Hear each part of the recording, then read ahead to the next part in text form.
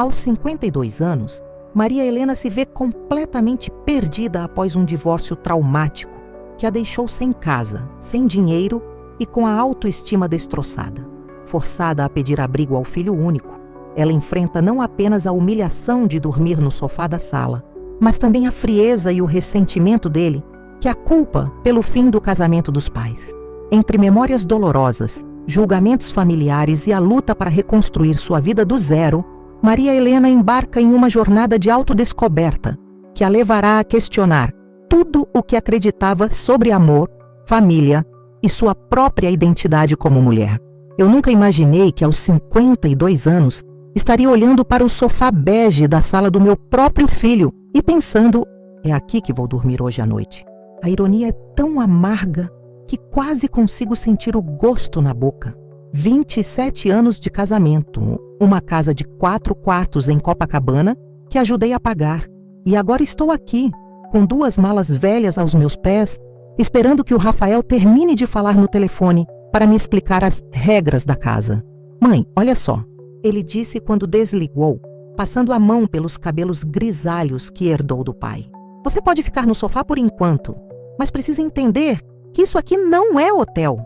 Tem horário para tudo. A Fernanda não gosta de bagunça e, sinceramente, ele fez uma pausa, me olhando de um jeito que nunca havia me olhado antes. Se você tivesse pensado melhor antes de pedir o divórcio, não estaríamos nessa situação. Essas palavras caíram sobre mim como um balde de água gelada. Meu próprio filho, o menino que embalei no colo, que levei para a escola todos os dias durante anos, que consolei quando o primeiro amor quebrou seu coração, estava ali me julgando como se eu fosse uma estranha inconveniente. Rafael, você não entende o que eu passei com seu pai. Tentei explicar, mas ele me interrompeu com um gesto impaciente da mão. Ah, mãe, por favor. Todo casamento tem problemas. Vocês estavam juntos há quase 3 décadas. O que não dava para resolver conversando? Ele se jogou na poltrona, a mesma que eu havia dado de presente para ele quando se formou em engenharia. Agora olha só onde você foi parar. Sem casa, sem dinheiro, dependendo de filho. Era isso que você queria? Eu queria gritar, queria socar alguma coisa, queria explicar para ele sobre as noites que seu pai chegava bêbado em casa, sobre os gritos, sobre as vezes que ele me empurrou contra a parede da cozinha quando achava que o jantar não estava bom o suficiente. Queria contar sobre os últimos 5 anos, dormindo em quartos separados, sobre como me sentia invisível na minha própria casa, sobre como havia perdido completamente quem eu era entre cuidar dele, do Rafael e de uma casa que nunca parecia estar limpa o suficiente. Mas o que saiu da minha boca foi apenas: você tem razão, eu devia ter pensado melhor. A mentira queimou minha garganta, mas eu não tinha forças para brigar. Não naquele momento. Não quando estava ali, implorando por um lugar para dormir na casa do meu próprio filho. Ótimo. Então vamos estabelecer algumas regras básicas. Rafael puxou o celular e começou a digitar como se estivesse fazendo uma lista de compras. Primeiro, você acorda até às 7 da manhã e dobra o cobertor. A Fernanda toma café das 7h30 às 8 e ela precisa de silêncio. Segundo, nada de receber visita sem avisar antes. Terceiro, você contribui com R$300 mensais para as despesas da casa. R$300. Eu tinha exatamente R$450 na carteira. Tudo o que consegui sacar da conta conjunta antes que Eduardo bloqueasse meu acesso. O resto do meu dinheiro estava preso no processo de divórcio, junto com tudo mais que eu achava que era meu por direito. Fernanda está vindo jantar hoje. Ele continuou, sem nem notar a expressão no meu rosto. Ela ainda não sabe que você vai ficar aqui, então tenta não fazer drama, tá? Ela já acha que você é meio, sabe, dramática. Dramática. Minha nora, que mal me dirigia a palavra nas reuniões de família, me achava dramática. A mesma Fernanda que chorava quando quebrava uma unha e que teve uma crise de pânico porque o Rafael esqueceu de comprar o pão francês que ela gostava. Entendi, murmurei, olhando para as 2 malas que continham toda a minha vida. Onde posso guardar minhas coisas? Por enquanto, deixa aí atrás do sofá mesmo.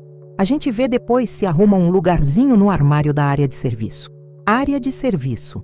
Como se minhas roupas fossem produtos de limpeza. O resto da tarde passou numa névoa estranha.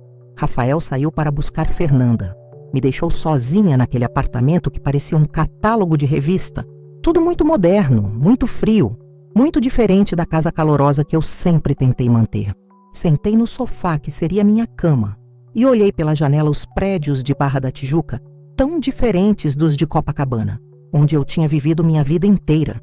Foi quando peguei o celular para ver se tinha alguma mensagem que me dei conta. Não tinha ninguém para quem ligar. Minha irmã mais nova, Carla, havia deixado claro que não queria se meter na confusão do meu divórcio. Minha irmã mais velha, Regina, morava em Brasília e sempre teve ciúme de mim por ter me casado primeiro, por ter tido filho primeiro, por ter tido a vida que ela achava que merecia. Minhas amigas, bem, descobri que não eram exatamente minhas amigas quando comecei a me separar. A maioria era esposa de amigos do Eduardo, e quando o casamento acabou, elas simplesmente sumiram, como se o divórcio fosse contagioso. Estava nessa quando ouvi a chave na porta. Rafael entrou com Fernanda, uma loira de 32 anos que sempre me cumprimentava com beijinhos no ar e um sorriso que não chegava aos olhos. "Oi, Dona Maria Helena", ela disse, e eu notei como ela enfatizou o dona, como se estivesse marcando a diferença de idade entre nós. Rafael me contou da situação. "Deve ser difícil, né?" "É", respondi simplesmente. "Bom, espero que você se adapte rapidinho e consiga se reorganizar", ela continuou, pendurando a bolsa cara no cabideiro. "Porque não é fácil para ninguém essa mudança, né? A gente tem nossa rotina, nossos hábitos." Rafael a interrompeu oferecendo vinho e eu entendi o recado. Eu era a intrusa ali, a sogra inconveniente que estava atrapalhando a vida perfeita do jovem casal. O jantar foi uma tortura silenciosa. Fernanda falava sobre o trabalho dela numa agência de marketing, sobre uma viagem que estavam planejando para Gramado, sobre a reforma que queriam fazer no quarto. Rafael concordava com tudo. Sorria para ela como nunca tinha sorrido para mim desde que chegou da adolescência. E eu ali, sentada à mesa da cozinha que eu havia ensinado ele a limpar quando era criança, me sentindo como uma estranha. "E aí, Dona Maria Helena, como é que estão os planos? Já está procurando um lugar para se mudar?" Fernanda perguntou no meio da sobremesa, com aquele tom de quem quer parecer preocupada, mas na verdade só quer saber quando eu ia sair dali. "Ainda estou organizando as coisas", respondi. "É, né? Deve ser complicado recomeçar nessa idade", ela disse. E eu juro que vi Rafael dar um chute embaixo da mesa nela. Quer dizer, não é que seja tarde demais, né? Tem muita gente que começa a vida nova depois dos 50. Depois dos 50. Como se eu fosse uma anciã senil. Foi quando me levantei da mesa e disse que estava cansada. Rafael nem se ofereceu para me ajudar com as malas. Fernanda murmurou um boa noite, baixinho, e eu me vi sozinha na sala, trocando de roupa atrás do sofá como uma adolescente num acampamento. Deitei no sofá com o cobertor que Rafael havia me dado, um velho meio desbotado, que provavelmente guardavam para emergências, e olhei para o teto. Era quase meia-noite, e eu conseguia ouvir os dois conversando baixinho no quarto. "Quanto tempo você acha que ela vai ficar?" ouvi Fernanda perguntar. "Sei lá. Espero que não muito. Ela precisa aprender a se virar sozinha." Aprender a me virar sozinha. Aos 52 anos, depois de ter passado a vida inteira cuidando de todo mundo menos de mim mesma, foi quando as lágrimas finalmente vieram.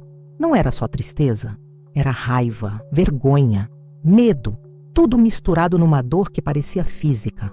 Chorei pensando na mulher que eu tinha sido aos 25 anos quando me casei com Eduardo. Chorei pela jovem que sonhava em ser professora e acabou deixando até a faculdade para cuidar de casa e filho.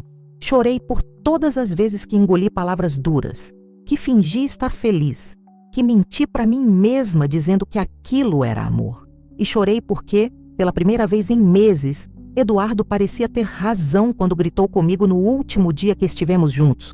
"Você vai ver como é o mundo lá fora, Maria Helena. Vai ver o que você perdeu por ser teimosa. Vai acabar na rua, isso sim." Não estava na rua. Estava no sofá do meu filho, mas naquele momento a diferença parecia mínima. Quando finalmente parei de chorar, já passava das 2 da manhã.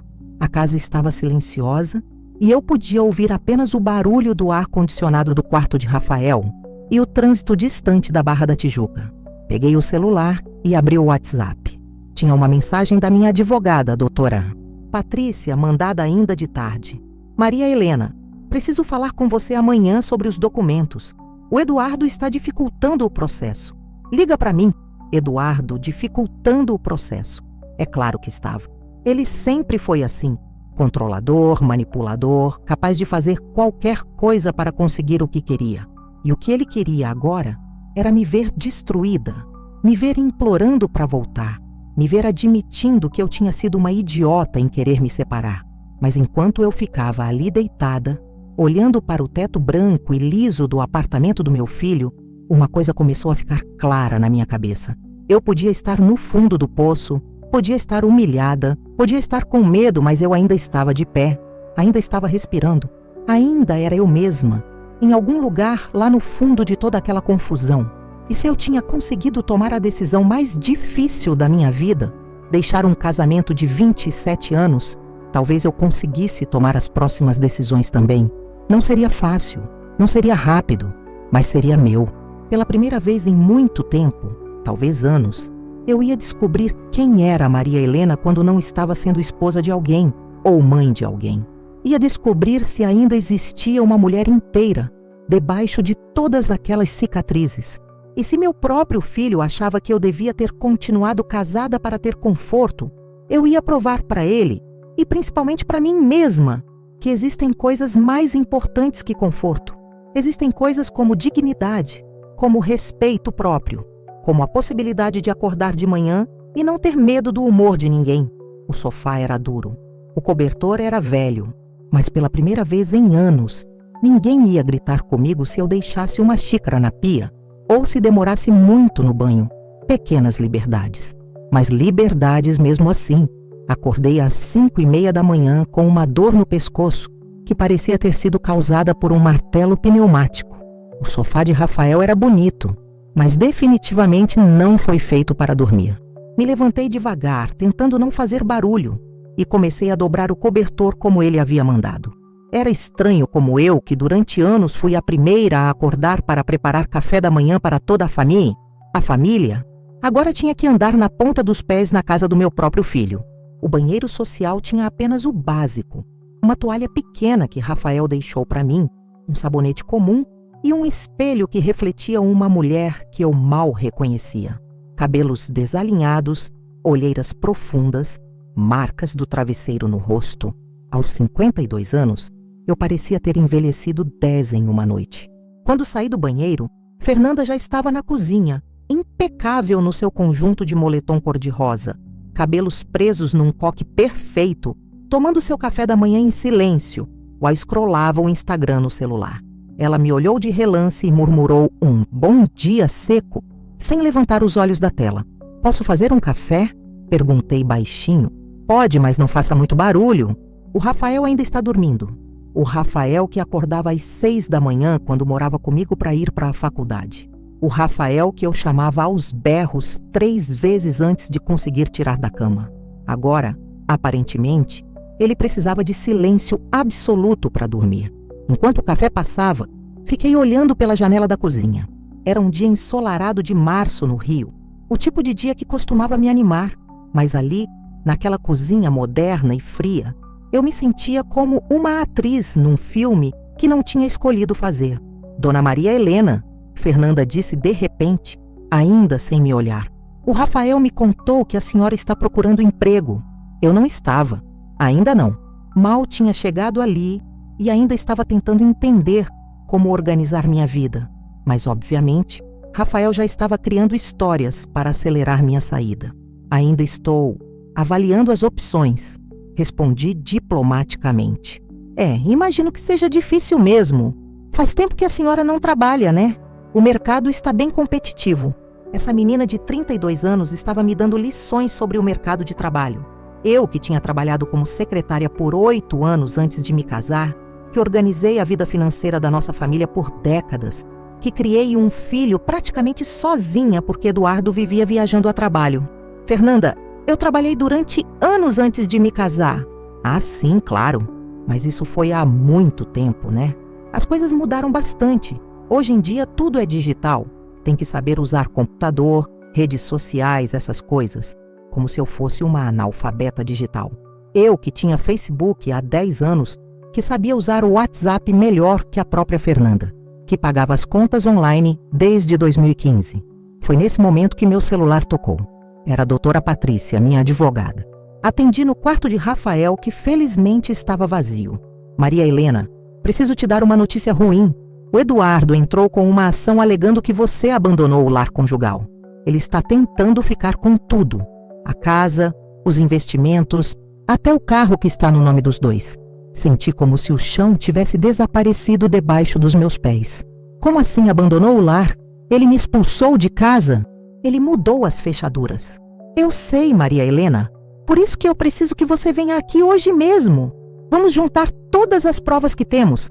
As mensagens agressivas dele, as fotos dos hematomas da última briga, tudo. E tem mais uma coisa. O quê? Ele está espalhando para todo mundo que você teve um caso. Que por isso que vocês se separaram. Eu que tive um caso. Eduardo, que durante anos chegava em casa cheirando a perfume barato, que recebia ligações estranhas de madrugada e desligava quando eu entrava na sala, que trabalhava até tarde 3 vezes por semana nos últimos 2 anos do casamento. Eduardo estava dizendo que eu que tive um caso. Isso é mentira e você sabe.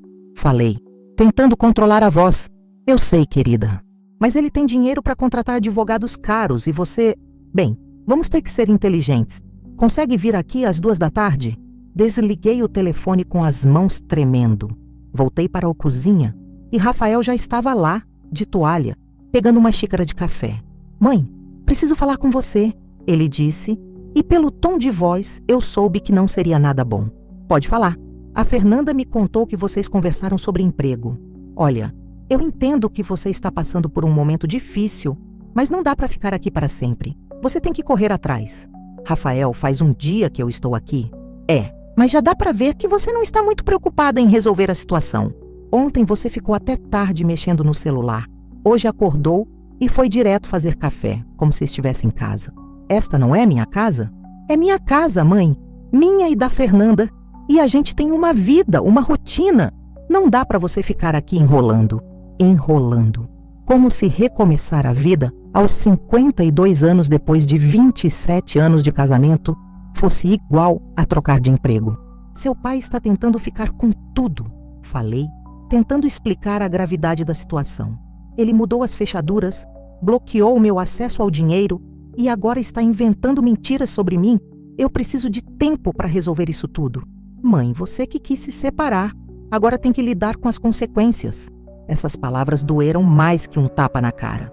Meu próprio filho estava me culpando por não aceitar mais ser humilhada, por não aceitar mais viver com um homem que me tratava como empregada e ainda por cima me desrespeitava. Rafael, você não sabe o que eu passei com seu pai. Sei sim, mãe. Vocês brigavam, discutiam, igual todo casal. Mas vocês estavam juntos há quase 30 anos. Não dava para resolver as coisas sem chegar nesse extremo? Extremo?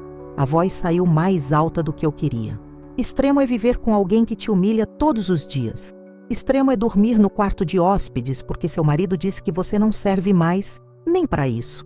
Extremo é ouvir do pai do seu filho que você é uma inútil que não sabe fazer nada direito. Rafael ficou em silêncio por um momento, mexendo o açúcar no café com mais força do que necessário. Olha, mãe, eu não quero saber dos detalhes do casamento de vocês.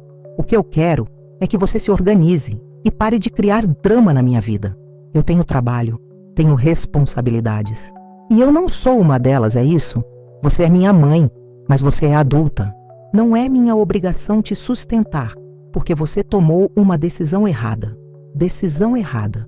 Meu filho achava que eu tinha tomado uma decisão errada ao deixar um homem que me agredia psicologicamente há anos. Nesse momento, Fernanda apareceu na cozinha, já arrumada para o trabalho. E o clima ficou ainda mais tenso. Gente, eu preciso ir, mas... Ela olhou para mim com aquela expressão de quem vai dizer algo desagradável. Dona Maria Helena, eu sei que a situação está difícil, mas ontem à noite eu ouvi a senhora chorando até tarde. Isso está afetando o nosso sono e hoje eu tenho uma apresentação importante no trabalho. Eu tinha chorado baixinho, tinha me esforçado para ser o mais silenciosa possível, mas aparentemente até isso incomodava. Desculpa, murmurei. Não precisa pedir desculpa, mas talvez seja melhor a senhora procurar ajuda psicológica. Tem umas terapeutas muito boas que atendem online, pode ser mais barato. Ajuda psicológica, como se o problema fosse minha cabeça e não o fato de estar morando no sofá da sala, depois de perder tudo o que construí em 3 décadas de vida. Fernanda tem razão. Rafael concordou imediatamente. Você precisa de ajuda profissional para lidar com essa transição. Transição. Como se fosse uma mudança de emprego ou de bairro. Depois que eles saíram, fiquei sozinha naquele apartamento que parecia um mostruário de loja de móveis. Tudo muito organizado, muito limpo, muito sem vida. Sentei no sofá que tinha sido minha cama e comecei a chorar de novo. Mas dessa vez não era só tristeza, era raiva. Raiva do Eduardo por estar tentando me destruir financeiramente. Raiva do Rafael por não entender o que eu estava passando. Raiva da Fernanda por me tratar como um estorvo. Raiva de mim mesma por ter deixado as coisas chegarem a esse ponto. Mas no meio de toda essa raiva, uma coisa ficou clara. Eu não podia contar com eles. Rafael tinha escolhido o lado do pai, mesmo sem saber de metade do que tinha acontecido. Fernanda só queria que eu sumisse. E Eduardo estava fazendo de tudo para me ver na miséria. Se eu ia sobreviver a isso, ia ser sozinha. Peguei o celular e liguei para a doutora Patrícia. Patrícia, quero que você faça tudo o que for necessário. Não vou aceitar as chantagens do Eduardo. Se ele quer guerra, vai ter guerra. Maria Helena, isso pode ser caro e demorado. Não importa, eu vou trabalhar, vou me virar, mas não vou deixar ele me destruir. E tem outra coisa. Quero que você investigue essa história de que ele está dizendo que eu tive um caso. Aposto que é uma cortina de fumaça para esconder as próprias aventuras dele. Desliguei o telefone me sentindo um pouco mais forte. Não muito, mas um pouco. Era um começo. O resto da manhã passei organizando meus documentos e fazendo uma lista de tudo o que precisava fazer. Procurar emprego estava no topo da lista, não por causa da pressão do Rafael, mas porque eu precisava recuperar minha independência financeira o mais rápido possível. Às 14h estava no escritório da doutora Patrícia, no centro do Rio. Era um prédio antigo, com aqueles elevadores barulhentos e corredores escuros que me lembravam da minha juventude. A sala da advogada era pequena, mas aconchegante, cheia de livros e processos empilhados. Maria Helena, senta aqui, ela disse, indicando uma cadeira em frente à mesa cheia de papéis. Vou ser direta com você. A situação está complicada, mas não é impossível. O Eduardo tem dinheiro e influência, mas você tem uma coisa que ele não tem, a verdade. Passamos 2 horas revendo tudo. As agressões, as humilhações, os episódios de violência psicológica que eu tinha documentado nos últimos meses do casamento. Patrícia foi anotando tudo, fazendo perguntas específicas, me ajudando a se lembrar de detalhes que eu tinha tentado esquecer. Uma coisa que pode nos ajudar muito é se você conseguir testemunhas, alguém que tenha presenciado as agressões ou pelo menos que possa confirmar como você estava sendo tratada. Pensei nas empregadas que passaram pela nossa casa ao longo dos anos. Dona Conceição, que trabalhou conosco por 5 anos, havia presenciado várias brigas feias, mas não sabia nem se ela ainda morava no Rio. E tem vizinhos? Alguém que possa ter ouvido os gritos? Dona Silvia, do apartamento ao lado. Ela uma vez me perguntou se estava tudo bem porque tinha ouvido barulho. Perfeita. Vamos atrás dela também. Quando saí do escritório da advogada, já era quase 5 da tarde. Peguei um ônibus de volta para a Barra, olhando pela janela as ruas do centro do Rio onde eu tinha trabalhado tantos anos antes. As coisas tinham mudado muito, mas a essência era a mesma. Pessoas correndo, se esbarrando, vivendo suas vidas com pressa. E foi olhando aquela movimentação toda que uma ideia começou a formar na minha cabeça. Eu conhecia bem aquela região, tinha trabalhado ali, sabia onde ficavam os escritórios, os bancos, os restaurantes. Talvez fosse a hora de voltar. Quando cheguei no apartamento de Rafael, ele e Fernanda já estavam lá, jantando na mesa da cozinha. Eles pararam de conversar quando me viram entrar. E aí, mãe? Como foi com a advogada? Bem, ela disse que vamos ter que lutar, mas que temos chances. Que bom, ele respondeu, mas não parecia muito interessado nos detalhes. Rafael, preciso te contar uma coisa importante. Ele suspirou, como se já estivesse cansado antes mesmo de eu começar a falar. Seu pai não foi o marido que você pensa que ele foi. Eu tentei proteger você dessas coisas, mas... Mãe, por favor, não vou ficar ouvindo você falando mal do papai. Ele pode ter defeitos, mas ele sempre foi um bom pai. Eu não estou falando de como ele era como pai. Estou falando de como ele era como marido. Não quero saber. Ele disse, levantando da mesa. Vocês dois são adultos e vão ter que resolver suas questões sem me envolver, sem te envolver. Como se fosse possível eu estar vivendo no sofá da sala dele e ele não estar envolvido. Tudo bem? Falei. Mas quero que você saiba que vou sair daqui o mais rápido possível. Não por pressão sua, mas porque eu preciso recuperar minha dignidade. Foi nesse momento, vendo o alívio estampado no rosto do meu filho e da minha nora, que eu tive certeza absoluta. Eu tinha tomado a decisão certa ao me separar. Se até meu próprio filho não conseguia me apoiar no momento mais difícil da minha vida, eu realmente só podia contar comigo mesma. Mas sabe de uma coisa? Talvez fosse exatamente disso que eu precisava para descobrir do que eu era capaz. Se você já passou por momentos assim, onde teve que lutar sozinha por algo que era justo, me diga de que lugar do mundo você está ouvindo isso. Quero saber de qual cidade você me acompanha nessa jornada. Na manhã seguinte, acordei antes do despertador com uma sensação estranha no peito. Não era ansiedade, não era medo. Era algo que eu não sentia há anos. Determinação. Enquanto dobrava o cobertor no escuro, tomei uma decisão que mudaria tudo. Não ia esperar mais nenhum dia para começar a reconstruir minha vida. Às 6 da manhã, já estava vestida e com uma pasta nas mãos. Tinha passado metade da madrugada no computador do Rafael, que ele deixava na sala, atualizando meu currículo e pesquisando vagas de emprego. Descobri que as coisas realmente tinham mudado muito no mercado de trabalho, mas não da forma que Fernanda insinuou. Havia oportunidades para pessoas experientes, principalmente em áreas administrativas e de atendimento ao cliente. Rafael apareceu na cozinha de pijama, esfregando os olhos. Mãe, que horas são? Por que você está arrumada? Vou procurar emprego, respondi simplesmente, servindo café para nós dois. Assim, sem avisar? Rafael, ontem você disse que eu precisava correr atrás. É isso que estou fazendo. Ele ficou meio sem graça, mexendo o açúcar no café com mais força do que necessário. É bom ver você tomando iniciativa. Mas mãe, você tem certeza? Faz tanto tempo que você não trabalha fora? 27 anos, confirmei. Mas antes disso, eu trabalhei por 8 anos como secretária executiva. E nos últimos 27 anos, eu organizei uma casa, criei um filho, administrei um orçamento familiar e aguentei seu pai. Se isso não é experiência suficiente, eu não sei o que é. Pela primeira vez desde que cheguei ali, vi algo parecido com respeito no olhar do meu filho. Aonde você vai? Centro. Lá tem mais movimento, mais empresas. E eu conheço bem a região. Quer que eu te dê uma carona? A oferta me surpreendeu. Desde que cheguei, Rafael só tinha demonstrado pressa em me ver sair dali. Não precisa. Vou de ônibus mesmo. Preciso me acostumar com a realidade nova.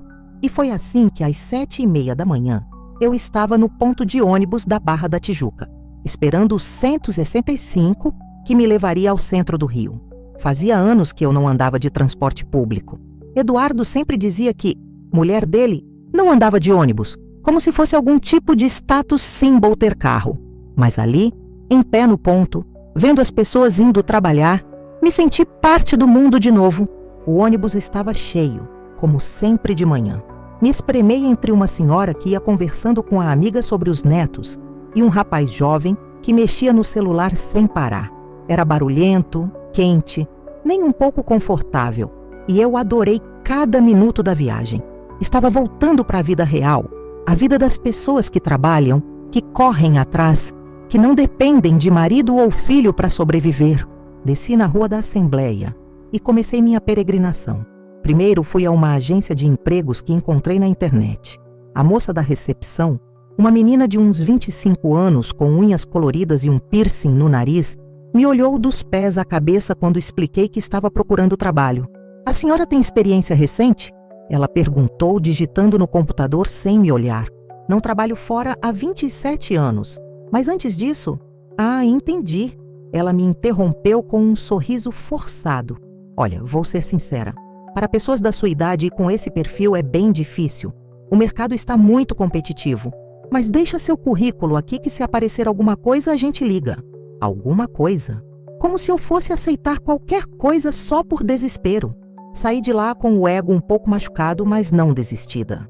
Passei o resto da manhã entrando em escritórios, conversando com gerentes de recursos humanos, deixando currículos. As respostas eram sempre parecidas.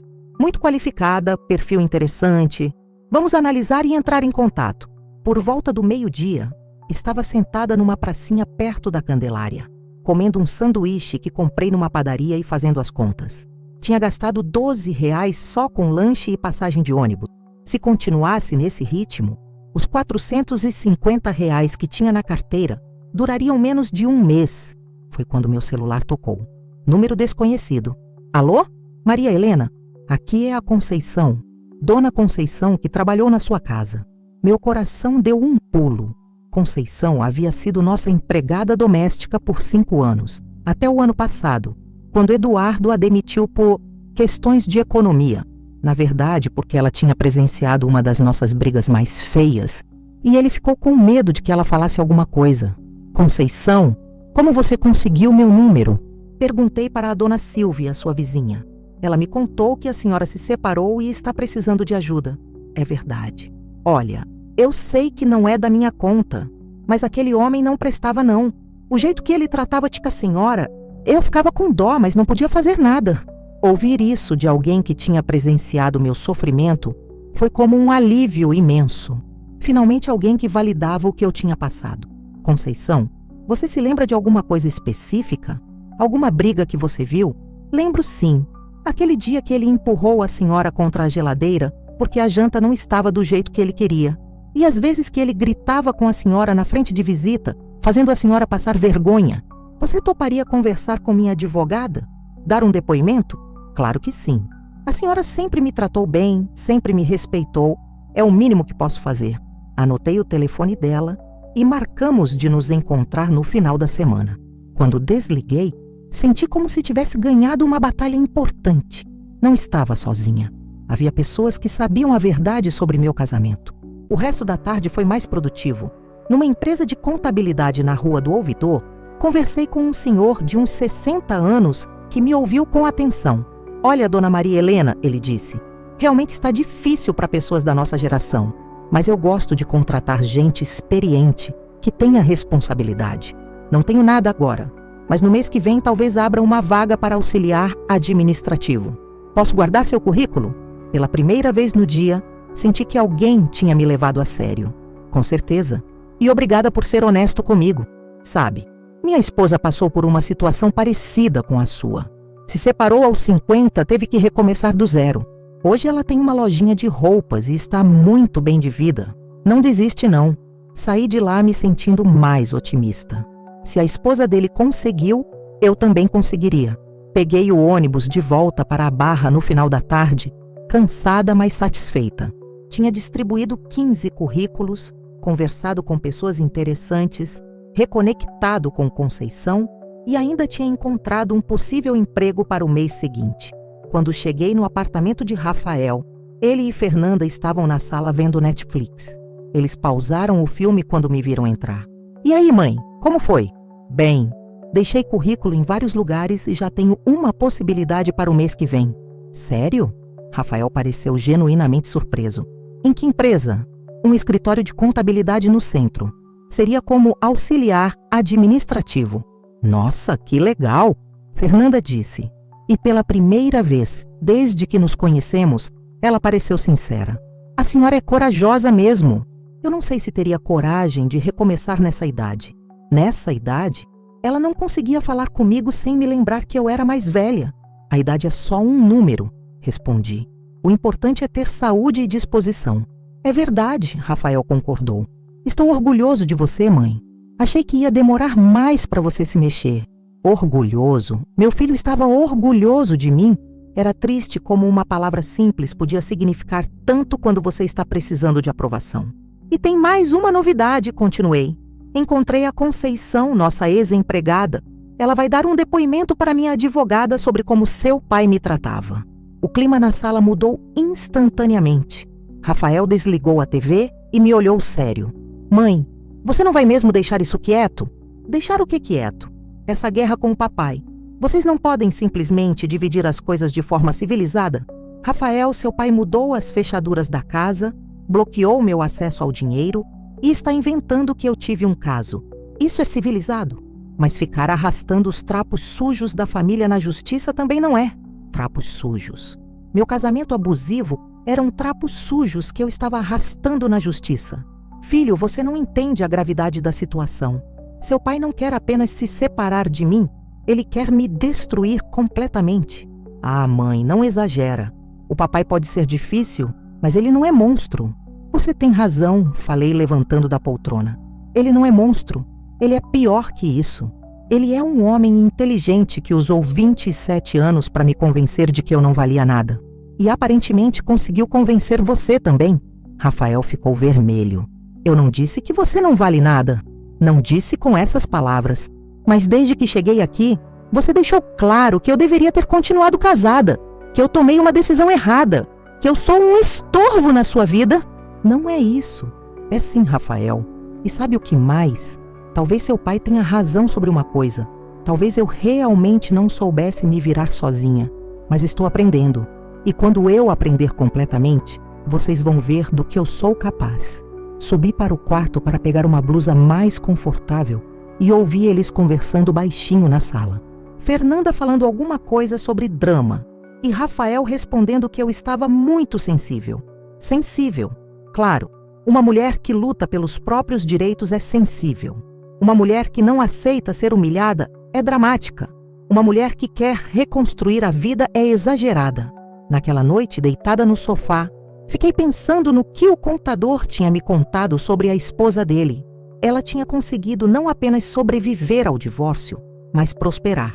Tinha uma loja própria, estava muito bem de vida. Se ela conseguiu, por que eu não conseguiria?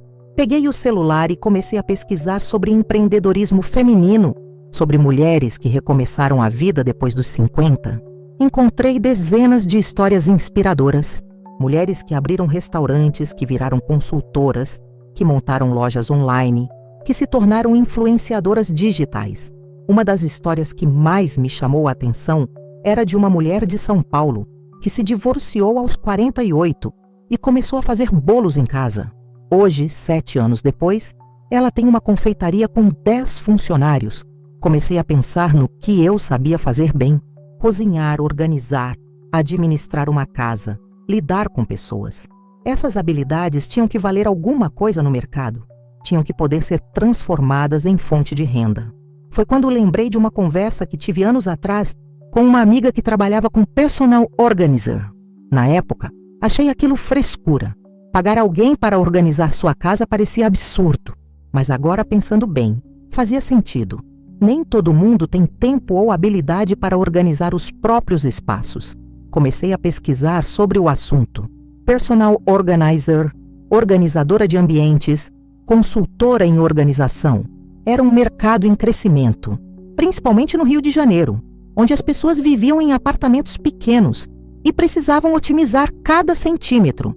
E eu era boa nisso. Sempre fui. Nossa casa sempre foi impecável. Cada coisa no seu lugar, cada armário organizado de forma prática e bonita. Era um talento natural que nunca pensei em monetizar.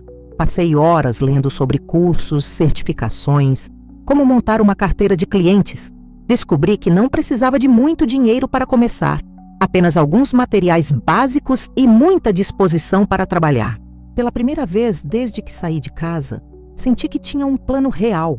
Não apenas conseguir um emprego qualquer para sobreviver, mas construir algo meu, algo que tivesse a ver com quem eu realmente era. Quando finalmente consegui dormir, já passava das 3 da manhã. Mas não estava cansada, estava animada. Tinha acabado de descobrir que recomeçar não significava apenas sobreviver. Significava a possibilidade de viver melhor do que antes. Na manhã seguinte, acordei antes de todos e comecei a escrever um plano de negócios no caderno que tinha comprado. Era básico, amador, mas era meu. Pela primeira vez em décadas, estava criando algo que dependia apenas de mim. Rafael apareceu na cozinha e me viu escrevendo. "O que é isso, mãe?" "Um projeto", respondi, fechando o caderno. "Algo que estou pensando em fazer." "Que tipo de projeto?" Ainda estou organizando as ideias. Quando estiver pronto, eu conto. Ele pareceu curioso, mas não insistiu. E foi melhor assim. Aquele projeto era meu, e eu não ia dividir com ninguém até ter certeza de que podia dar certo. Porque se tinha uma coisa que eu tinha aprendido naqueles últimos dias, era que quando você está reconstruindo sua vida, precisa proteger seus sonhos de pessoas que não acreditam em você, mesmo que essas pessoas sejam sua própria família. De onde você está acompanhando esta história? Se você também está passando por uma fase de recomeço na vida, quero muito saber de qual cidade você me escuta. Sua energia e suas experiências são importantes para mim. Uma semana depois da minha primeira saída para procurar emprego, eu já tinha uma rotina estabelecida. Acordava às 5h30, tomava banho em silêncio, fazia meu café e saía antes de Rafael e Fernanda acordarem. Voltava no final da tarde com novidades. Às vezes boas, às vezes nem tanto, mas sempre com alguma coisa. Naquela quinta-feira, acordei com uma sensação diferente. Tinha dormido melhor, sonhado com coisas boas pela primeira vez em semanas. Era como se meu corpo estivesse finalmente se acostumando com a nova realidade e começando a funcionar de forma otimista de novo. Estava tomando café quando meu celular tocou. Era a doutora Patrícia. Maria Helena, tenho novidades. 2 boas e uma ruim. Qual você quer primeiro? Vamos com as boas, que eu preciso de ânimo. A Conceição veio aqui ontem e o depoimento dela foi excelente. Ela lembrou de detalhes específicos, datas, situações. Isso vai nos ajudar muito. E a segunda boa notícia. Consegui falar com sua vizinha, dona Silvia. Ela confirmou que ouvia gritos e barulho de briga, vindos do seu apartamento, principalmente nos últimos 2 anos. Senti um alívio imenso. Finalmente tinha testemunhas que comprovavam o que eu havia passado. E a notícia ruim? Eduardo entrou com um pedido de pensão alimentícia. Ele está alegando que você é a principal responsável pelo fim do casamento e que ele não tem condições de se manter sozinho. Quase engasguei com o café. Ele quer que eu pague pensão para ele? É exatamente isso. E tem mais. Ele está dizendo que você esconde dinheiro, que tem uma conta secreta que ele não conhece. Isso é ridículo. Eu não tenho nem os R$ 400 que sobraram da nossa conta conjunta. Eu sei, Maria Helena, mas ele está tentando inverter a situação. A estratégia é te colocar como vilã da história. Por isso é tão importante que você consiga se estabilizar financeiramente o mais rápido possível. Desliguei o telefone com a cabeça fervendo. Eduardo não estava apenas tentando ficar com tudo o que era nosso. Ele estava tentando me obrigar a sustentá-lo. O homem que havia me humilhado por anos agora queria que eu pagasse pela liberdade de ter me separado dele. Mas em vez de me deixar abatida, aquela notícia fez o contrário. Me deu ainda mais força para lutar. Se ele achava que eu ia me curvar diante dessas manipulações, estava muito enganado. Cheguei ao centro do Rio determinada como nunca. Primeira parada, o escritório de contabilidade onde tinha deixado o currículo na semana anterior. O senhor Fernando me recebeu com um sorriso. Dona Maria Helena, que bom que veio. Tenho uma proposta para fazer. Meu coração acelerou. A vaga que eu comentei vai abrir mesmo no mês que vem, mas surgiu uma situação interessante. Minha secretária vai tirar licença maternidade e preciso de alguém para substituí-la por 4 meses. Seria meio período, das 8 ao meio-dia, R$ 1.200. Tem interesse? R$ 1.200. Não era muito, mas era um começo. E meio período significava que eu teria a tarde livre para desenvolver meu projeto de personal organizer. Tenho sim. Quando posso começar? Segunda-feira que vem. Só preciso que você traga seus documentos e uma foto 3D. Saí de lá, quase pulando de alegria. Meu primeiro emprego em 27 anos era uma vitória pequena, mas era minha. Comemorei comprando um guaraná na padaria da esquina. E liguei para a doutora Patrícia para contar a novidade. Perfeito, Maria Helena. Isso vai nos ajudar muito no processo. Mostra que você está se esforçando para se reerguer e desmente a versão do Eduardo de que você é acomodada. O resto da manhã dediquei ao meu projeto secreto. Fui a uma papelaria e comprei algumas coisas. Cadernos, canetas coloridas, etiquetas, organizadores pequenos. Com o dinheiro contado, cada compra tinha que ser pensada. Mas eu precisava de material para começar a montar um portfólio. Almocei num restaurante por quilo perto da Praça Mauá e aproveitei para observar as pessoas. Executivos apressados, secretárias conversando sobre o trabalho, vendedores ambulantes oferecendo suas mercadorias. Todo mundo correndo atrás da vida, todo mundo com seus problemas e desafios. Eu era só mais uma naquele formigueiro humano, mas pela primeira vez, isso me deu sensação de pertencimento em vez de solidão. À tarde, fui visitar a filial de uma rede de cursos profissionalizantes que tinha visto anunciada na internet. Queria saber sobre certificação para Personal Organizer. A atendente, uma moça simpática de uns 30 anos, me explicou que eles ofereciam um curso básico de 40 horas, com certificado reconhecido pelo mercado. É uma área em crescimento, ela me disse, principalmente aqui no Rio, onde as pessoas moram em apartamentos pequenos e têm vida corrida, tem muita procura. O curso custava R$600, que eu obviamente não tinha, mas ela me explicou que podia ser parcelado em 3 vezes no cartão de crédito.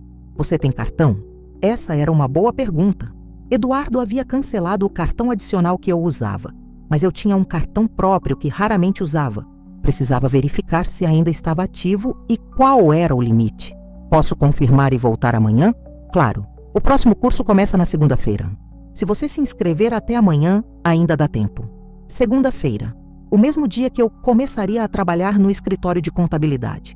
Seria puxado fazer as 2 coisas, mas eu precisava correr atrás. No caminho de volta para casa, parei numa agência do banco para verificar a situação do meu cartão. A atendente confirmou que estava ativo com limite de R$2.000. Um limite baixo que Eduardo sempre criticou, mas que agora parecia uma fortuna. Posso aumentar o limite se a senhora quiser, ela ofereceu. Não, obrigada.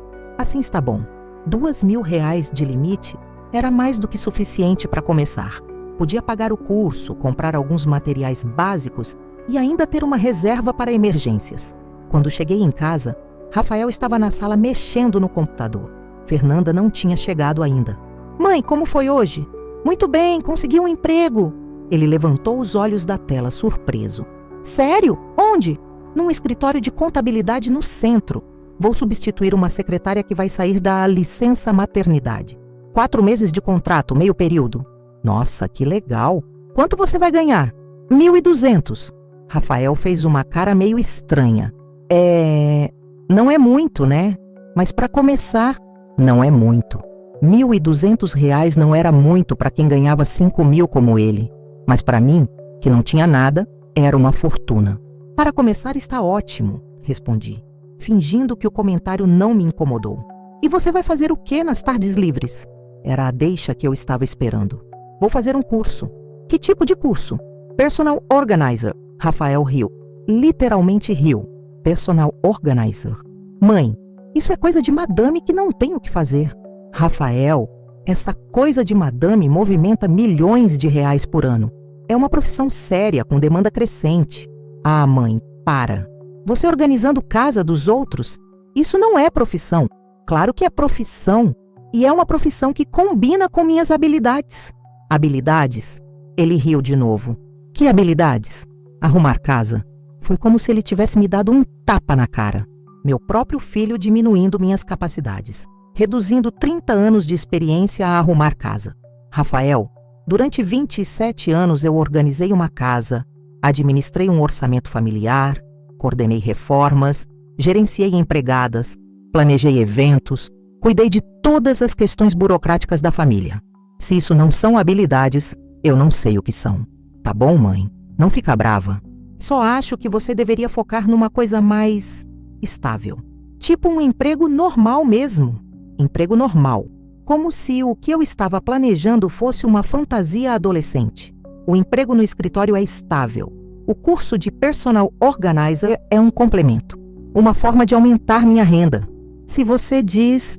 Nesse momento, Fernanda chegou, toda sorridente. Oi, gente. Rafael, me conta logo a novidade. Que novidade? Sua mãe me mandou mensagem dizendo que tinha uma surpresa. Conseguiu o emprego, né, dona Maria Helena? Fiquei surpresa. Não lembrava de ter mandado mensagem para Fernanda. Mas talvez Rafael tivesse contado para ela. Consegui sim. Começo segunda-feira. Que maravilha! Estou muito feliz por você. Ela parecia genuinamente animada. E aí, quando você acha que vai conseguir se organizar para sair daqui? Pronto. Aí estava o verdadeiro motivo da alegria dela. Não era felicidade por mim, era alívio de saber que eu logo sairia da vida deles. Bem, com R$ 1.200 vai ser difícil alugar alguma coisa decente no Rio, respondi. Ah, mas você não precisa morar em bairro caro, né? Tem lugares mais em conta. Zona Norte, Baixada. Zona Norte, Baixada. Lugares que ficavam a 2 horas de ônibus do centro onde eu ia trabalhar. Vou ver as opções. Falei diplomaticamente. E tem República também. Tem muita gente da sua idade que divide apartamento? República. Fernanda estava sugerindo que eu, aos 52 anos, fosse morar em República como uma universitária.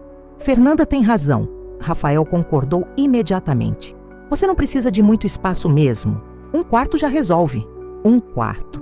Depois de ter tido uma casa de 4 quartos, meu filho achava que 1 quarto já resolvia. Bom, vamos ver como as coisas se desenvolvem, falei levantando da poltrona. Por agora preciso me preparar para começar a trabalhar.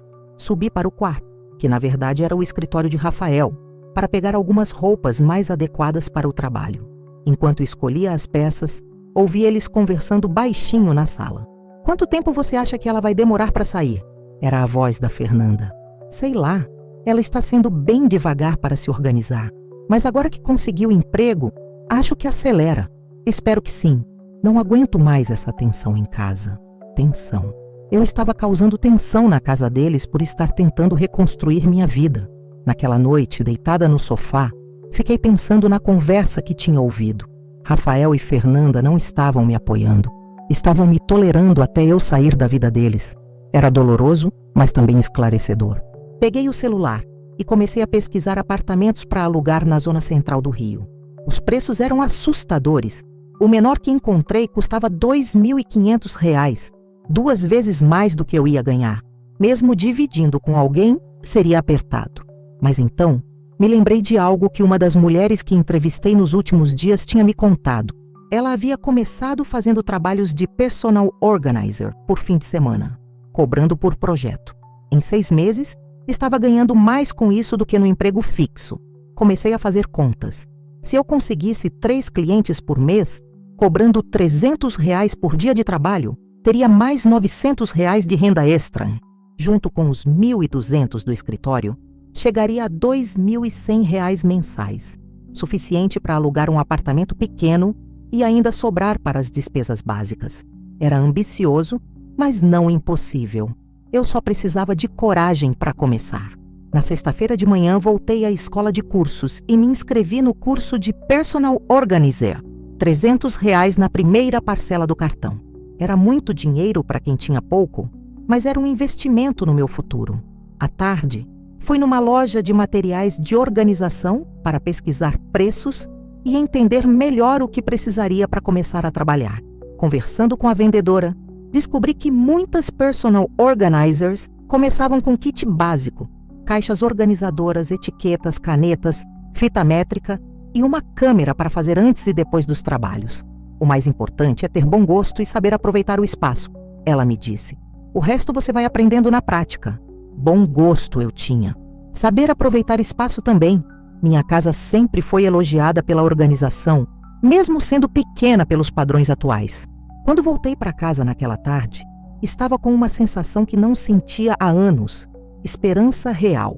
Não a esperança desesperada de quem não tem opção, mas a esperança consciente de quem está construindo um caminho sólido. Rafael estava na sala, mas dessa vez não perguntou como tinha sido meu dia. Fernanda estava na cozinha fazendo um lanche e apenas acenou quando me viu entrar. Sentei no sofá e peguei meu caderno para revisar o planejamento da semana que estava por vir. Segunda-feira, primeiro dia de trabalho no escritório e primeira aula do curso. Era o início oficial da minha nova vida. Por mais que Rafael e Fernanda não acreditassem em mim, por mais que Eduardo tentasse me derrubar, eu tinha conseguido dar os primeiros passos sozinha. E esses passos estavam me levando para um lugar onde eu seria dona da minha própria história. Pela primeira vez desde que saí de casa, adormeci no sofá sorrindo, porque finalmente tinha entendido uma coisa fundamental. Quando você para de esperar que os outros acreditem em você e começa a acreditar em si mesma, tudo muda. E eu estava pronta para essa mudança. Minha primeira segunda-feira como mulher trabalhadora aos 52 anos começou às 5 da manhã. Acordei antes do despertador, com aquela mistura de ansiedade e empolgação que eu não sentia desde a adolescência. Era como o primeiro dia de aula, mas desta vez eu era tanto a aluna quanto a professora da minha própria vida. Escolhi uma blusa azul marinho e uma calça preta. Nada muito chamativo, mas elegante o suficiente para um escritório de contabilidade. Olhando no espelho do banheiro, vi uma mulher que estava começando a se parecer comigo mesma de novo. Os olhos tinham um brilho que não via há anos. Cheguei ao escritório 15 minutos antes do horário. Senhor, Fernando me recebeu com um café quentinho e me apresentou aos outros funcionários. Uma equipe pequena, mas acolhedora. A mesa que seria minha ficava numa salinha ao lado da dele, com uma vista para a rua movimentada do centro. Maria Helena, sua função vai ser basicamente dar suporte administrativo, atender telefone, organizar documentos, agendar reuniões. Nada muito complicado, ele explicou, me mostrando os sistemas que eu teria que usar. Os primeiros dias foram um pouco confusos. Tinha que me adaptar aos computadores modernos, aos programas novos, ao ritmo de um escritório, mas descobri algo surpreendente. Eu era boa nisso, muito boa. Minha experiência organizando uma casa por décadas me dava uma visão sistêmica que impressionava os colegas. Na quarta-feira, Sr. Fernando me chamou para conversar. Maria Helena, estou impressionado. Em 3 dias, você reorganizou nosso arquivo de uma forma que ninguém conseguiu em anos. Como aprendeu a fazer isso? Organizando minha casa por quase 3 décadas. Respondi sinceramente. Quando você tem família, cada coisa fora do lugar vira problema. Pois é, devíamos contratar mais donas de casa. Vocês têm um conhecimento que a faculdade não ensina. Essa frase ficou ecoando na minha cabeça o resto do dia. Alguém reconhecendo valor no que eu tinha feito durante todos aqueles anos. Alguém vendo minhas experiências como conhecimento, não como tempo perdido. As tardes eram dedicadas ao curso de Personal Organizer. A turma era pequena, 8 pessoas, na maioria mulheres entre 30 e 40 anos. Eu era a mais velha, mas não me sentia deslocada. A professora Carla era uma profissional experiente que trabalhava com organização há 10 anos. Organização não é sobre ter muito dinheiro para comprar produtos caros. Ela explicou na primeira aula. É sobre entender o espaço, as necessidades da pessoa e criar sistemas funcionais. Qualquer um pode aprender. Durante as aulas práticas, descobri que meu olho para a organização era realmente diferenciado. Enquanto as outras alunas ficavam empolgadas com produtos bonitos e soluções complicadas, eu conseguia ver rapidamente o que precisava ser feito para otimizar cada ambiente. Maria Helena tem um talento natural, Carla comentou numa das aulas, depois de eu ter solucionado um exercício prático em metade do tempo das outras. Você deveria pensar em se especializar em apartamentos pequenos. É onde está a maior demanda no Rio. Apartamentos pequenos. Como o que eu ia precisar alugar em breve. Na sexta-feira da minha primeira semana, aconteceu algo que mudou tudo. Estava organizando uns documentos no escritório quando uma cliente chegou para uma reunião com o Sr. Fernando. Era uma mulher elegante, de uns 40 anos, que claramente tinha dinheiro. Ela olhou para minha mesa organizada e comentou: "Nossa, que organização impecável! Quem fez isso?" "Foi a Maria Helena", Sr. Fernando respondeu. "Ela tem um dom para organização." A mulher me olhou com interesse. "Você é personal organizer?" "Estou estudando para ser", respondi. "Que coincidência! Estou desesperada procurando alguém para organizar meu apartamento. Mudei recentemente e está uma bagunça. Você teria interesse em dar uma olhada?" Meu coração disparou. Minha primeira oportunidade real de cliente. Claro, mas preciso avisar que ainda estou aprendendo. "Não tem problema. Pelo que vejo aqui, você sabe o que está fazendo. Posso te pagar R$300 por um dia de trabalho. Sábado ou domingo serve? R$300 por um dia. Era quase o que eu ganhava em 3 dias no escritório. Domingo seria perfeito." Trocamos contatos e ela marcou para eu ir ao apartamento dela na Barra da Tijuca no domingo de manhã. Quando ela saiu, fiquei tremendo de nervosismo e empolgação. Sr. Fernando riu da minha reação. "Viu? Eu disse que você tinha jeito para isso. E a doutora Mariana tem muitas amigas com o mesmo problema. Se fizer um bom trabalho, pode conseguir mais clientes." Passei o final de semana me preparando. Comprei um kit básico de organização, caixas, etiquetas, divisórias, e estudei todos os materiais do curso. Também fiz alguma coisa que não fazia há muito tempo. Liguei para minha irmã Regina, em Brasília. Maria Helena, que surpresa, como você está? Contei para ela sobre o divórcio, sobre estar morando com Rafael, sobre o emprego e o curso. Regina me ouviu em silêncio. Caramba, irmã, eu não sabia que a situação estava tão complicada assim. Por que não me contou antes? Porque você sempre foi meio crítica em relação às minhas escolhas. Reconheço que fui meio dura com você às vezes, mas nunca imaginei que o Eduardo fosse desse jeito. Sempre achei ele meio controlador, mas não sabia que chegava a esse ponto. Ninguém sabia, eu escondi bem. E agora? Está conseguindo se virar? Contei sobre minha primeira oportunidade como personal organizer. Nossa, que legal! Você sempre foi boa em organização mesmo. Lembro da nossa casa quando éramos crianças. Você organizava até meus brinquedos. Era verdade. Desde pequena eu tinha essa necessidade de deixar tudo no lugar certo. Nunca pensei que pudesse ser uma profissão. Regina, posso te pedir uma coisa? Se der certo esse trabalho de organização, você poderia me indicar para suas amigas aí em Brasília? Pelo Zoom, às vezes, consigo ajudar pessoas à distância. Claro. Aliás, eu mesma precisava de uma força para organizar meu closet. Que tal você me ajudar por videochamada? Seria um treino bom para você. Domingo de manhã peguei um Uber para o apartamento da doutora. Mariana, era um prédio novo na Barra. Apartamento grande, mas completamente desorganizado.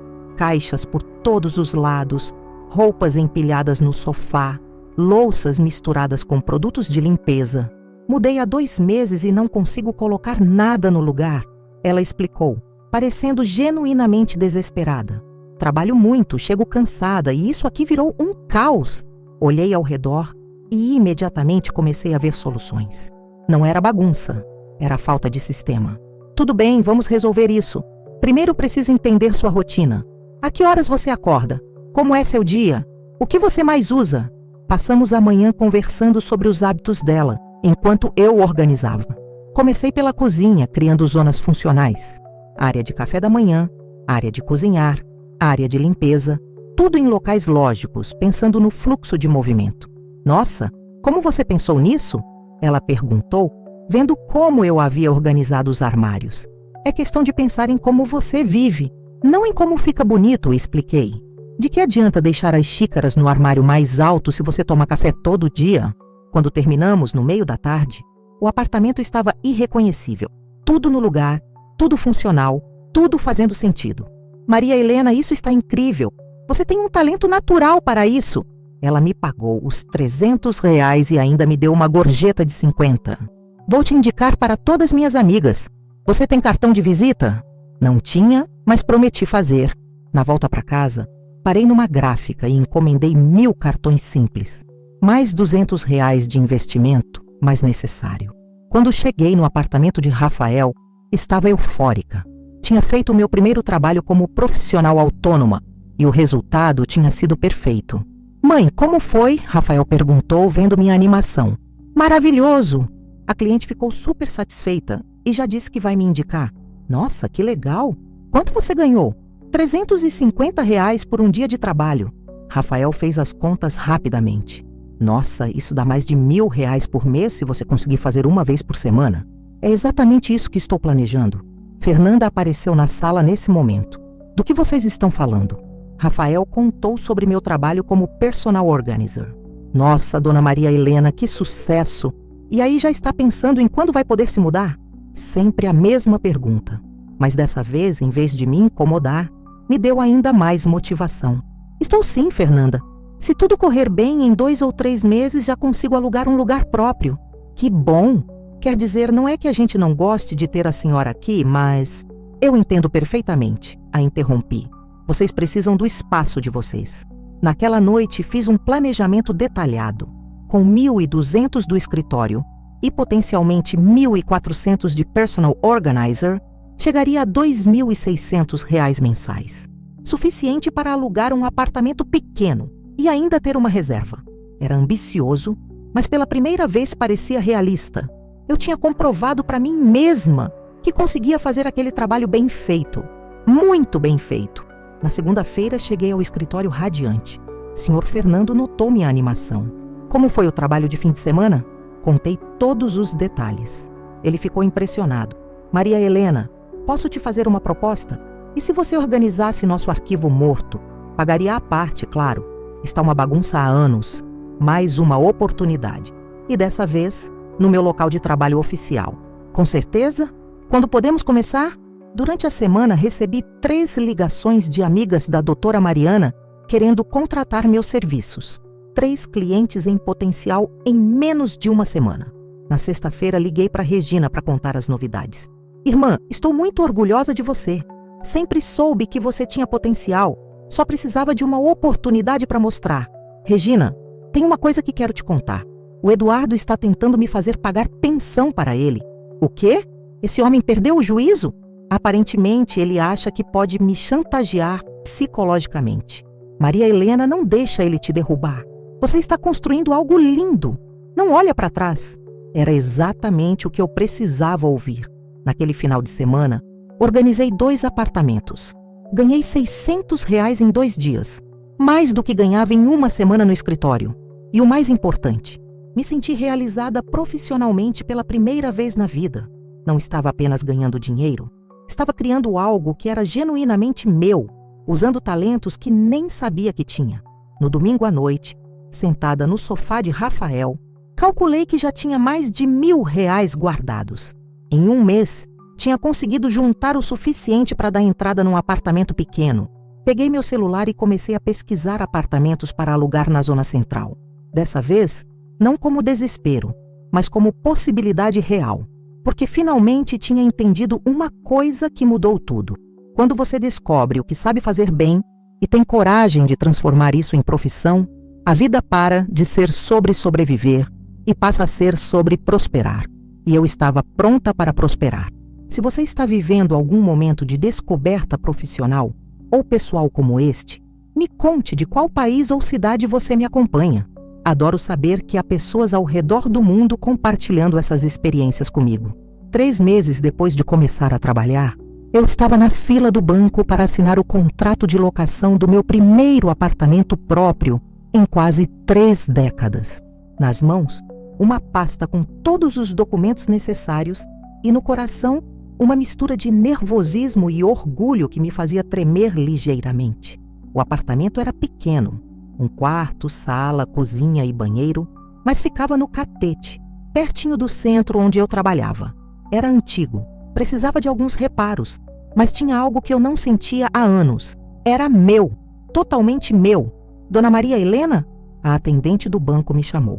Assinei cada papel como se fosse uma declaração de independência. R$700 de calção, primeiro aluguel de R$1.300, taxa do seguro. No total, R$3.100 que eu havia juntado com muito suor e muita determinação. Quando saí do banco com as chaves na mão, liguei para Regina. Irmã, consegui! Tenho as chaves do meu apartamento! Maria Helena, estou tão orgulhosa de você. Mal posso acreditar que em 3 meses você conseguiu se reerguer assim. Às vezes eu também não acredito. Parece um sonho que você conquistou com muito trabalho. E como estão as coisas com o Rafael? Essa era uma pergunta complicada. Rafael tinha ficado genuinamente impressionado com minha evolução profissional, mas nossa relação ainda estava meio estranha. Era como se ele não soubesse como me tratar, agora que eu não era mais a mãe desesperada dormindo no sofá dele. Melhorou bastante. Acho que ele finalmente entendeu que eu não estava inventando drama. Estava realmente lutando para sobreviver. E o Eduardo? Ah, Eduardo. Esse era um capítulo que estava finalmente chegando ao fim. Doutora Patrícia conseguiu derrubar o pedido de pensão dele.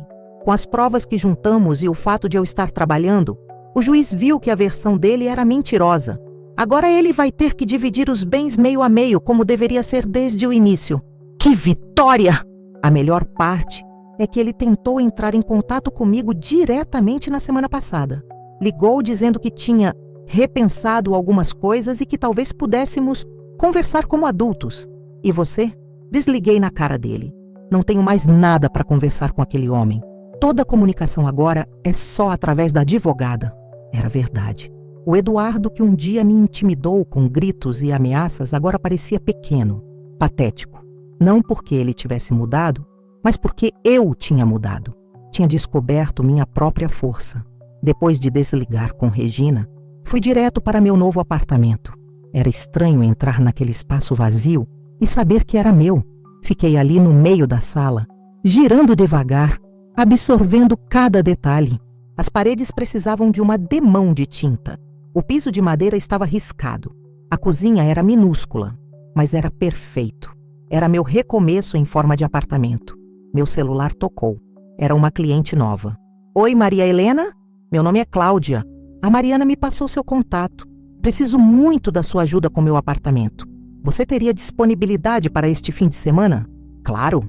Vamos marcar uma conversa?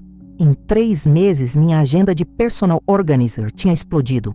Eu tinha clientes fixas, pessoas que me chamavam a cada 6 meses para revisar a organização. Tinha uma lista de espera. E o melhor, estava cobrando R$ 500 por dia, não mais 300. No escritório de senhor Fernando, minha posição também havia evoluído. A secretária oficial tinha voltado da licença maternidade, mas ele me ofereceu ficar, como assistente administrativa dele, R$ 1.800 por mês, com carteira assinada e benefícios. Maria Helena, você revolucionou nosso escritório, ele tinha me dito.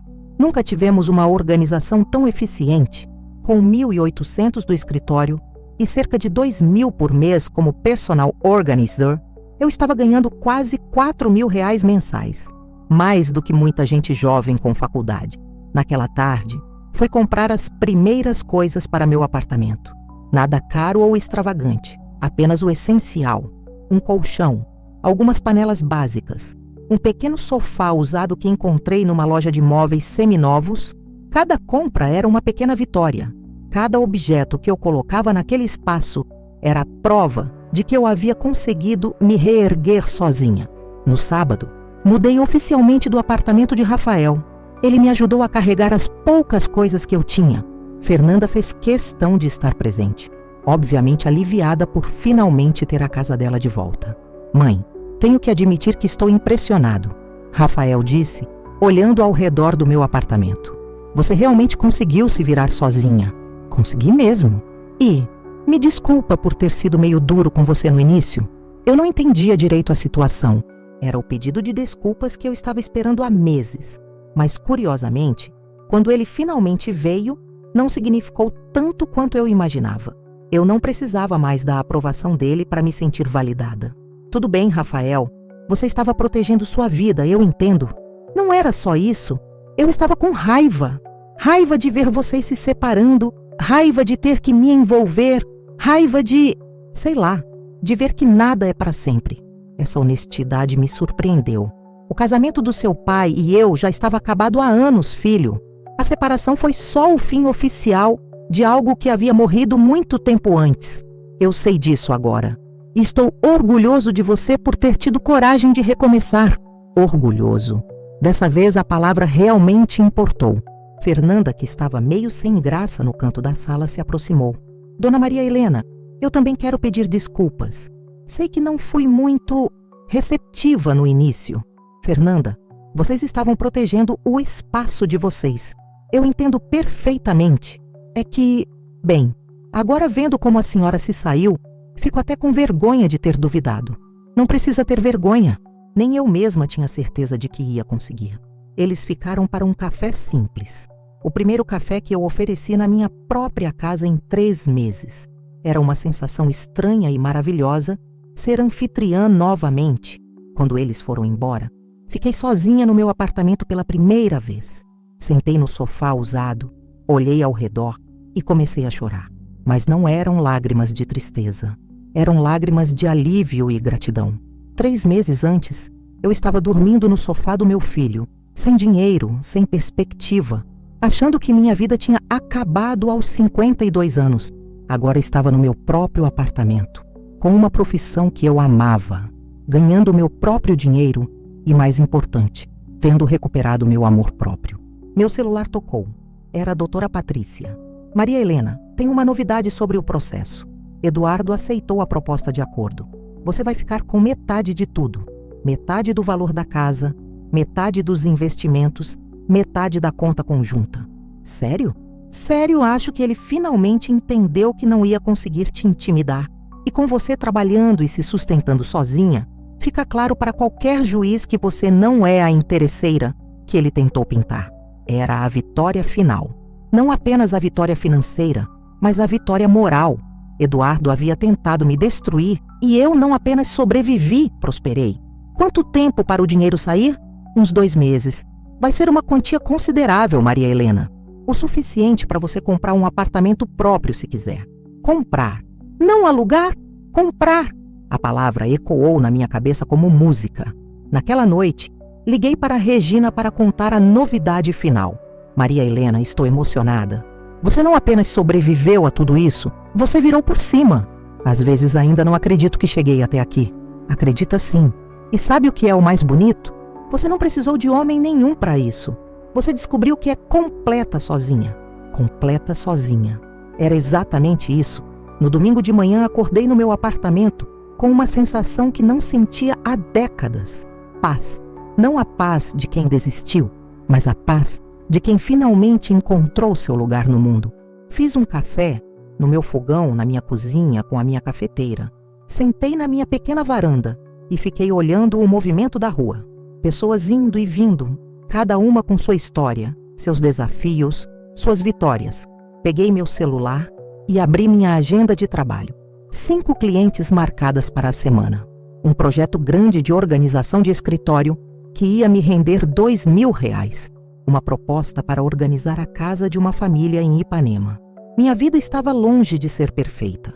O apartamento era pequeno. O dinheiro ainda era contado. Eu ainda estava aprendendo a lidar com a solidão depois de décadas de vida conjugal. Mas pela primeira vez em muito tempo, eu estava vivendo de acordo com meus próprios termos. Não estava mais tentando agradar um marido impossível de agradar. Não estava mais fingindo ser feliz quando não estava. Não estava mais pequena para caber na vida que outros esperavam que eu vivesse. Era eu mesma, inteira, livre. E sabem o que descobri? Liberdade não é não ter responsabilidades. Liberdade é ter responsabilidades que você escolheu ter. Meu trabalho como personal organizer me realizava porque eu era boa nele, porque fazia diferença na vida das pessoas, porque era meu.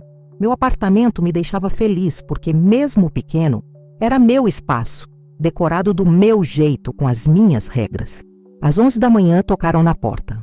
Era uma vizinha, uma senhora de uns 60 anos.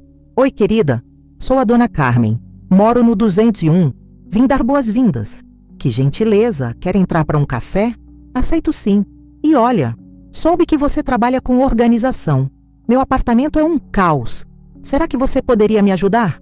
Ri, minha primeira cliente vizinha. Claro, vamos marcar uma conversa. Enquanto conversávamos, percebi algo lindo. Eu estava criando uma nova rede de relacionamentos. Não mais baseada na vida do meu marido ou nas amizades de casais, mas nas minhas próprias conexões profissionais e pessoais. Quando Dona Carmen foi embora, sentei novamente na varanda e fiquei pensando em tudo o que havia acontecido. Em como a frase cruel do Rafael, conforto, deveria ter continuado casada, tinha se revelado profética de uma forma que ele nunca imaginou, porque eu realmente deveria ter continuado casada se o que eu quisesse fosse apenas conforto físico. Mas descobri que existe uma diferença enorme entre conforto e felicidade, entre segurança financeira e realização pessoal, entre estar acompanhada e estar em paz. O conforto me mantinha numa casa grande, mas vazia. A liberdade me trouxe para um apartamento pequeno, mas cheio de possibilidades. E agora, sentada na minha pequena varanda, olhando para a minha vida nova, posso dizer com toda certeza: valeu cada lágrima, cada medo, cada noite mal dormida no sofá do Rafael, porque hoje eu sei quem sou quando não estou sendo esposa de alguém ou mãe de alguém. Hoje eu sei do que sou capaz quando dependo apenas de mim mesma. E essa mulher que descobri, corajosa, competente, determinada, é alguém de quem eu tenho muito orgulho de ser. Se você chegou até aqui comigo nessa jornada, me conta de qual lugar do mundo você acompanhou minha história. Quero saber se, assim como eu, você também acredita que nunca é tarde demais para recomeçar e que a coragem de mudar pode nos levar a lugares mais bonitos do que jamais imaginamos. Obrigada por terem me acompanhado. Esta é Maria Helena, de 52 anos, orgulhosamente dona da própria vida.